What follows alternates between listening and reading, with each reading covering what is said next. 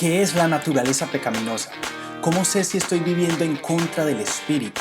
Estas y otras preguntas estaremos resolviendo en el episodio de hoy de Discipulado Integral.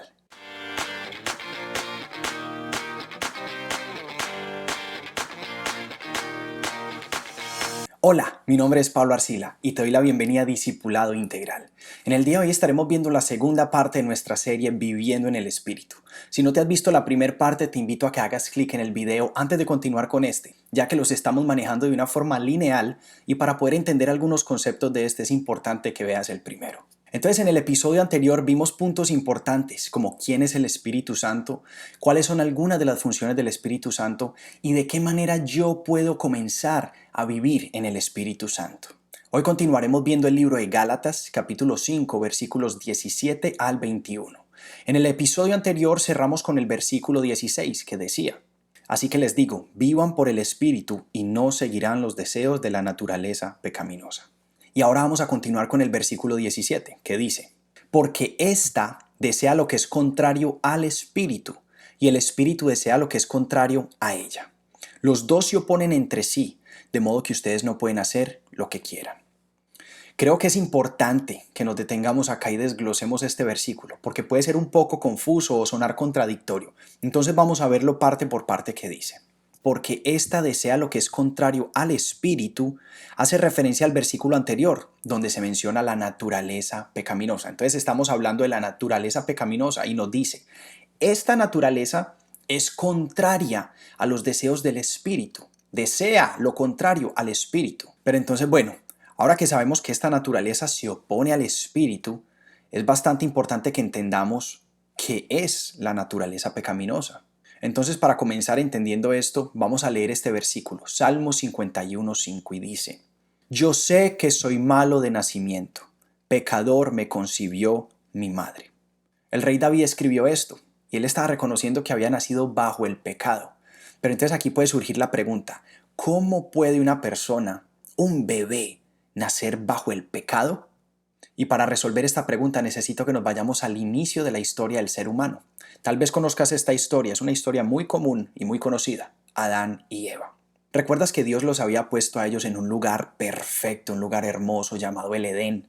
En este lugar ellos tenían todo, no les hacía falta absolutamente nada. Tenían alimento, tenían sustento, tenían todo lo que un ser humano podía anhelar y necesitar.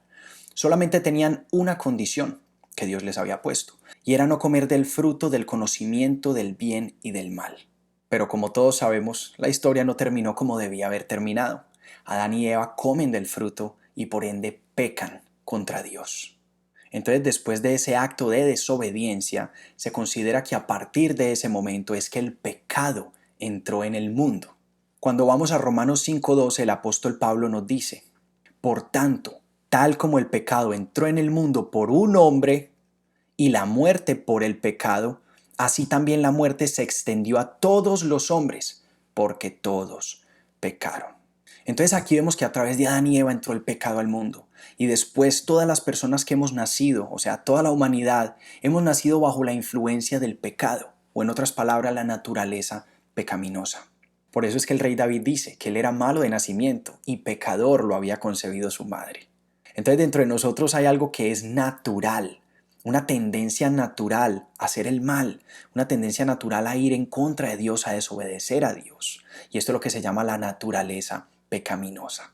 Es la que nos lleva a estar en rebeldía constante con Dios y a hacer las cosas contrarias al Espíritu. Entonces, volviendo a nuestro versículo inicial, Gálatas 5:17, dice: Porque ésta desea lo que es contrario al Espíritu, y el Espíritu desea lo que es contrario a ella. Los dos se oponen entre sí, de modo que ustedes no pueden hacer lo que quieren. Entonces ya entendemos mejor este verso, ya entendemos lo que es la naturaleza pecaminosa y de qué manera es que se opone al Espíritu, porque está siendo contraria y está siendo totalmente opuesta a lo que Dios quiere para nosotros como creyentes. Una quiere obedecer a los deseos de la carne, al deseo material, quiere obedecer a esos deseos, a esas pasiones internas que tenemos, a esa carne que está constantemente queriendo saciarse. Mientras que la otra quiere satisfacer a Dios, quiere satisfacer al Espíritu, quiere crecer en lo espiritual. Las dos se oponen entre sí, hay una batalla entre las dos. Y el versículo después dice: de modo que ustedes no pueden hacer lo que quieren. Entonces, ¿cuál es la esperanza que nosotros tenemos en esta batalla? Porque sé que muchos batallamos con esto, el querer hacer el bien, pero constantemente tenemos la carne que nos quiere llevar a hacer el mal y muchas veces terminamos cediendo a eso. Entonces aquí el versículo 18 Pablo dice, pero si los guía el Espíritu, no están bajo la ley. Aquí se nos está diciendo que la clave para poder vivir y poder tender hacia el Espíritu más que la carne y poder vencer esos deseos carnales está en vivir en el Espíritu. ¿Recuerdan que en el capítulo anterior vimos la manera de cómo vivir y cómo ser guiado por el Espíritu Santo? Entonces sabemos que todo comienza por un cambio de mente. Tenemos que renovar nuestros pensamientos. Tenemos que renovar nuestra forma de pensar, de hablar, de ver las cosas. Tenemos que poner nuestros ojos en las cosas de Dios. Tenemos constantemente que estar alimentando el Espíritu. Porque si nosotros alimentamos los deseos carnales, le estamos dando vida a la carne, a la naturaleza pecaminosa, y le estamos dando muerte al Espíritu. Mientras que si nosotros constantemente vemos las cosas de Dios, hacemos las cosas de Dios, buscamos las cosas de Dios, así estamos alimentando al Espíritu mientras que nuestra carne va muriendo. Entonces continuemos la lectura en el verso 19. Dice, las obras de la naturaleza pecaminosa se conocen bien: inmoralidad sexual, impureza, libertinaje, idolatría y brujería, odio, discordias, celos, arrebatos de ira, rivalidades, disensiones, sectarismos y envidia, borracheras, orgías y otras cosas parecidas. Les advierto ahora, como antes lo hice, que los que practican tales cosas no heredarán el reino de Dios. Wow, esto es una lista grande, una lista enorme de obras que son abominables, que son inaceptables ante los ojos de Dios. Y luego Pablo cierra este versículo con una frase bastante fuerte y dice, les advierto ahora, como antes lo hice, que los que practican tales cosas no heredarán el reino de Dios. Esto es una afirmación bastante tenebrosa, porque muy bien sabemos que todos en algún momento de nuestras vidas hemos por lo menos practicado alguna de estas cosas. Entonces, ¿cuál es la esperanza que tenemos nosotros, pecadores, para poder entrar al reino de los cielos, entrar al reino de Dios? Y esa esperanza se llama Jesús.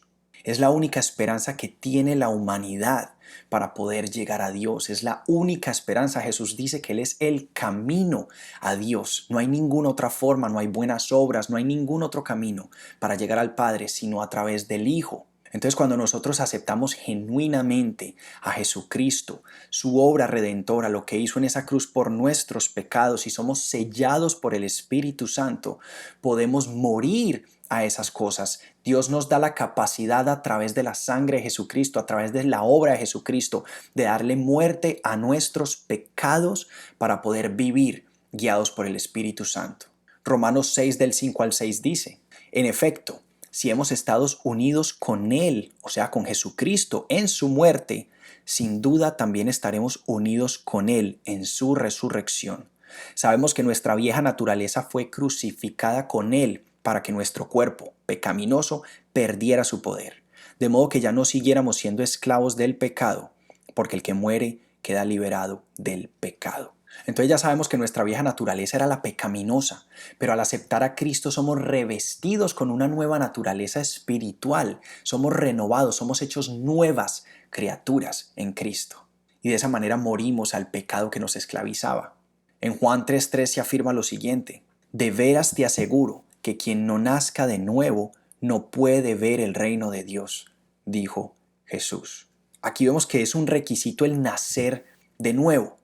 No es nacer físicamente otra vez, no es volvernos bebés y volver otra vez a nacer en este mundo. Significa un nacer espiritual, morir a nuestra naturaleza anterior. Recuerden que nacemos muertos espiritualmente. Entonces significa morir a esa vieja naturaleza en la que nacemos para poder nacer de nuevo como seguidores de Jesús, nacer de nuevo limpios de nuestros pecados, libres de nuestras ataduras y poder seguir a Jesucristo de la manera que Él quiere que lo sigamos. Así que si tú ya naciste de nuevo, te invito a que sigas persistiendo en ese caminar día a día, que sigas buscando al Señor como lo primero en tu vida, que lo busques como si fuera el mismo aire que respiras, que busques su palabra todos los días y te instruyas en Él. Pero si tú no has aceptado a Jesucristo y no has nacido de nuevo, tengo una invitación importante para ti en el día de hoy. Te invito a que en este momento dejes de pensar en lo que estás pensando, dejes a un lado todo en tu vida, hagas un pare y me prestes atención. Reconoce en este momento que necesitas de un Salvador. Reconoce que tus obras no te van a poder salvar, que tus buenas acciones no te van a poder llevar a ser justo delante de Dios.